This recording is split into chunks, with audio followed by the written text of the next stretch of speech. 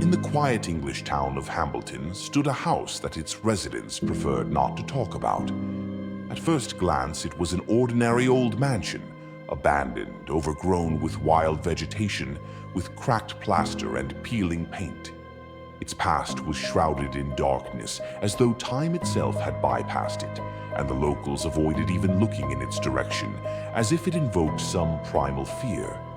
But those who knew the story of the house never dared to go near it. The house once belonged to the Asher family, known for their reclusiveness and secrecy. They had lived there for several generations, but one fateful day they disappeared under mysterious circumstances. Since then, the house had stood empty, leaving behind a sinister reputation. Rumors and legends that circulated from person to person persistently mentioned one room on the second floor. A dark room where people entered and vanished, leaving behind only their personal belongings. The story began in the late 19th century. The house was owned by Henry Asher and his wife, Elizabeth. They were a strong, wealthy family who lived in seclusion. They had 2 children, James and Mary. Life for the Ashers seemed peaceful until strange events started happening. One day, Henry went missing. He was found several days later, but not alive. His body lay at the threshold of that very room on the second floor. The room around him was empty, with his pocket watch and wedding ring scattered on the floor. Elizabeth, in despair and shock, was convinced that the house was cursed. Rumors of the curse spread quickly through the town. People spoke of a shadow that supposedly lived in that room and took people away. A few months later, Elizabeth herself disappeared, leaving behind only her handkerchief and comb.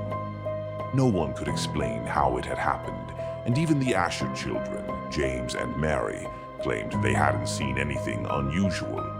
The local police conducted an investigation, but found no clues. No one could explain how people simply vanished from that room. Abandoning the house, the Asher children left the town, leaving behind terrible memories and the legends of the house and its dark room. Decades passed, and the house remained abandoned, consumed by time and oblivion. But in 2023, it was purchased by a young couple from London, Thomas and Jane Carter. They decided to move to Hambleton to start a new life, and the Asher house seemed like a good deal. They didn't know the full truth, and the rumors of the curse and disappearances didn't scare them. Thomas and Jane were confident that it was nothing more than folklore. "Jane, it's just an old house," Thomas said as he surveyed the building. "People always make up stories about abandoned places to explain oddities. We don't believe in ghosts, do we?" "Of course not," Jane smiled, though her voice trembled slightly. For the first few weeks, everything went smoothly. Thomas and Jane began renovating the house, tidying up the garden, and enjoying the quiet and peace. But soon they started noticing strange things. At night, there were faint noises and soft footsteps, even though there was no one else in the house. Sometimes objects would end up in places they hadn't been left, and once Jane discovered that her ring, which she always wore, had suddenly disappeared. But the strangest thing was that one of the rooms on the second floor, the dark room, was always locked. Despite all attempts, Thomas couldn't open it. The door was secured by an old lock, and the key was nowhere to be found. Jane suggested leaving it alone several times, but Thomas's curiosity grew stronger by the day. One day, Thomas found an old key in the basement. Jane was against it, but he insisted on opening the dark room and finally uncovering its mystery. On that day, everything in the house seemed to come to a standstill. A heavy silence enveloped it, and the air became thick. "It's just a room," Thomas said confidently, holding the key. "We shouldn't be afraid of an old house."